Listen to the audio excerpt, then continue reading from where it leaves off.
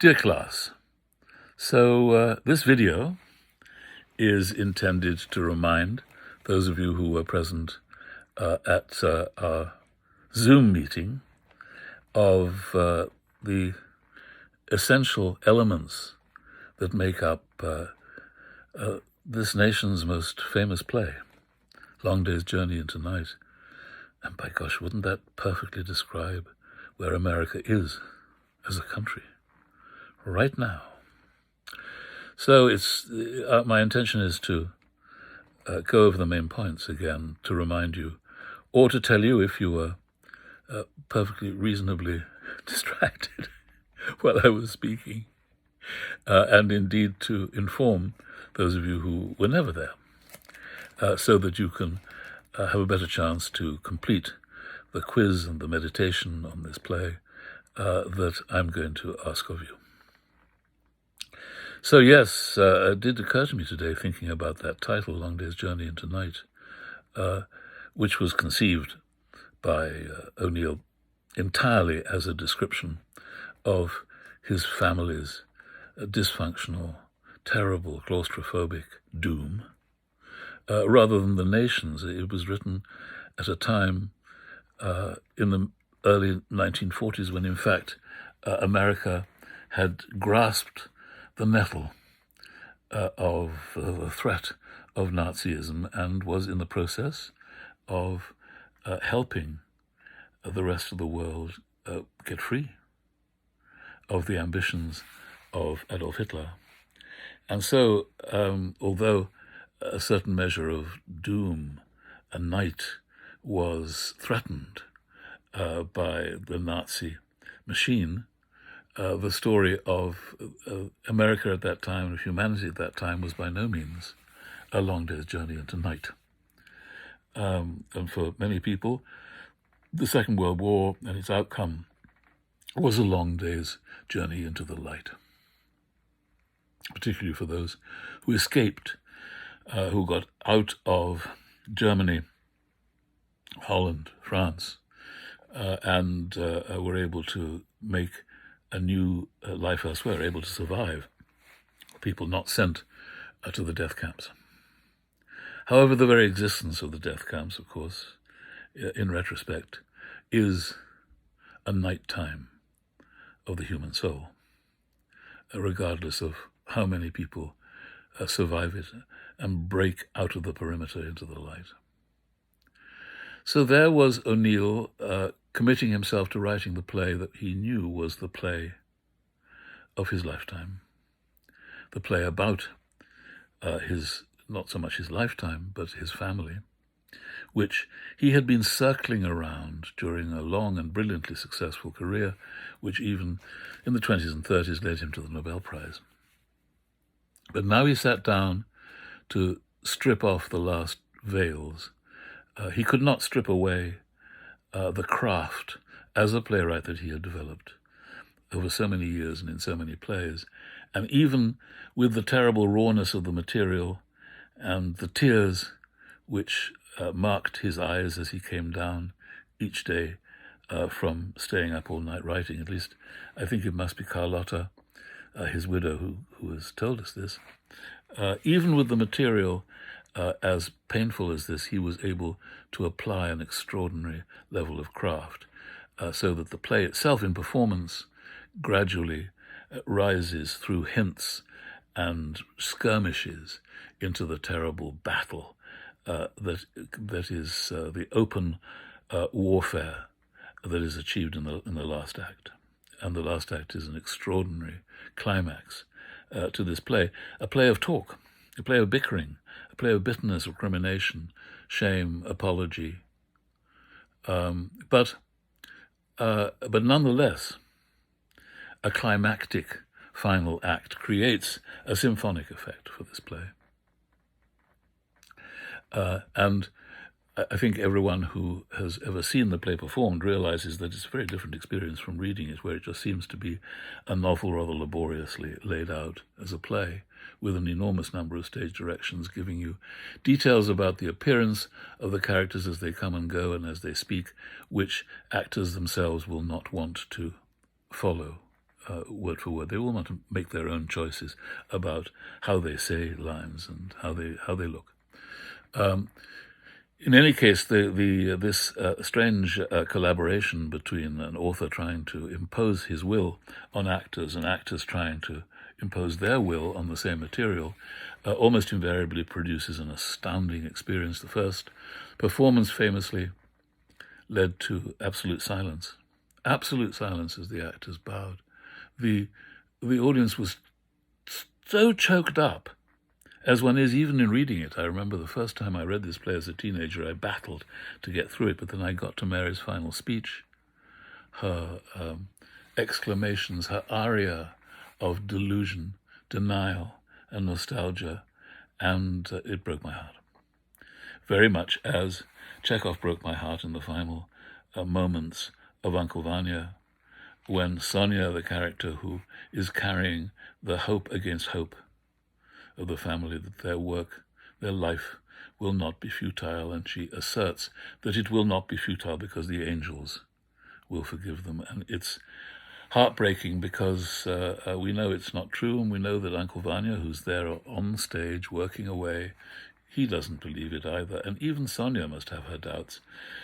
Mary, in the similar ending to A Long Day's Journey, has no doubts, and that breaks her heart even more fearfully and irreparably when she, instead of addressing the terrible problems of that family and living in it, and what are they going to do about consumptive Edmund on the verge of the abyss and death, to prevent her husband, Tyrone, Edmund's father, from getting him the cheapest possible help, medicine available, which will kill him. And she herself has been sacrificed on the altar of Tyrone's miserliness, and she's desperately trying to help Edward escape from this. But instead of doing so, instead of actually trying to address the fatal dysfunction of the family, she comes on in a rapture induced by the morphine she's injected into her veins, and she speaks of bliss when she was 15, 16, bliss when she was a teenager who believed absolutely in her calling to be a nun. And that's what she talks about. And then as she says, then something happened. Yes. Then I met James Tyrone and was happy for a while. And with that, the play ends and the audience is left speechless, too appalled for tears. And the men sit there in the brief ensuing silence in hopeless, helpless recognition of the fact that there is no way through to their mother, who has gone from them, is a ghost. And Edmund himself is a ghost to be with his consumption. So this absolutely terrible, you might think nihilistic play breaks our hearts, because even if we dodged the bullet of a family as dysfunctional as this, even if we were lucky, we know people who weren't. This is a parallel existence for those of us who haven't had a life, a family life destroyed by addiction, something that more and more family lives right at this moment in American history are suffering from. Hardly a family that isn't in the process of being destroyed precisely by addiction. And the play, which O'Neill himself wanted not to be performed for a long time, but was performed almost immediately after his death at the wishes of Carlotta, his widow. O'Neill, had he known, would have been speechless at the spread of that particular form of dysfunctionality that the play describes. There is a wider, there are deeper threads, if you like, deeper levels in the dysfunctionality, in the matter, the material of the play. Beneath everything, there is greed. There is ordinary capitalistic greed, mourned by James Tyrone, the father, who feels he could have been a great Shakespearean actor and was told that he had the makings of it by one of the greatest ones. But instead, he found an opportunity to purchase a play which would be a wonderful vehicle for him, and proved to be so. And yet, then he couldn't step out of it. He couldn't play any other part. Nobody wanted to see him do anything else. And he had sold his soul as a result of growing up as an utterly impoverished child, which he describes with great pathos and I think truthfulness and without exaggeration. But it bought him. It bought him that awful experience of poverty. And in turn, he sold his own soul, what was left of it, and in doing so became the miser that his poverty-ridden childhood pointed to, and deprived members of his family of the care and love and treatment that they deserve, as he knows, and as they tell him, as they charge him during the play, a play that is devoted to denial. They can't really face up to what their wife and mother has become, a hophead, as they said in those days, a drug fiend. And so their tragedy, and I feel that it is a tragedy, and it raises most cogently, although I feel that Chekhov's plays do the same, most cogently the question of whether there is such a thing as a modern tragedy, and whether it's necessary to it to fulfill the Aristotelian postulates, or even the Shakespearean ones for Shakespearean tragedy, the absence of a death, but there's plenty of death in life in both Chekhov and O'Neill, combines to create a situation that is as gruesome as any tragedy, and perhaps more gruesome, perhaps worse, to be condemned to live. So this play, which when it was performed, was quickly became enormously famous, is, as I said to the class today, is catnip for actors. 4 great parts, each of which is capable in the hands of a truly great actor of seizing the evening and blotting all the other actors out. And that very fact is irresistible to perform this play, no matter how wordy it is. The words only allow you to get deeper as an actor into the characters. And so when I saw Philip Seymour Hoffman play the older brother, Jamie, he blew everybody away. But that is actually not the core part. Edmund, the poet, the young, dying man, he's really the center of it. And old Tyrone has caused it all. His miserliness has created the nightmare of the Tyrone family life. And poor Mary, she is the living sacrifice, the life in death, the ghost created by Tyrone's miserliness. And even when she's off stage, as I've said to you several times, she isn't. She's on stage in our hearts, and in the fear that we have and that the family have that she's about to come downstairs, because she is the ghost in the attic.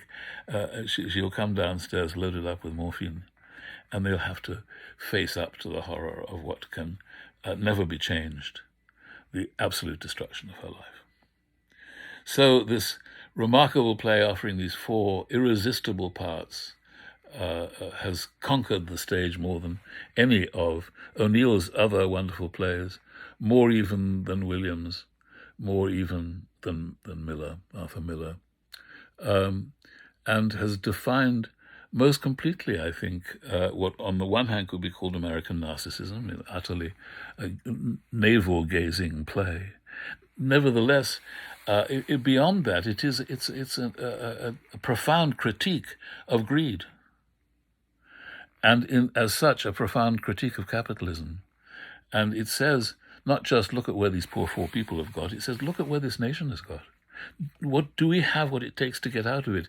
Do we have in the dream that Edmund has the rapture of spiritual hope, the thing that Mary wanted so much when she wanted to become a nun? Do we have the capacity to grasp that nettle and give up on goods, on the dollar? In that sense, this play has the grasp of this play is wide and deep, and not just navel-gazing. Unfortunately, America comes through the great playwright's gaze as he came down, as Carlotta described him, with his eyes red-rimmed with tears, writing the truth about his own family. Thank you.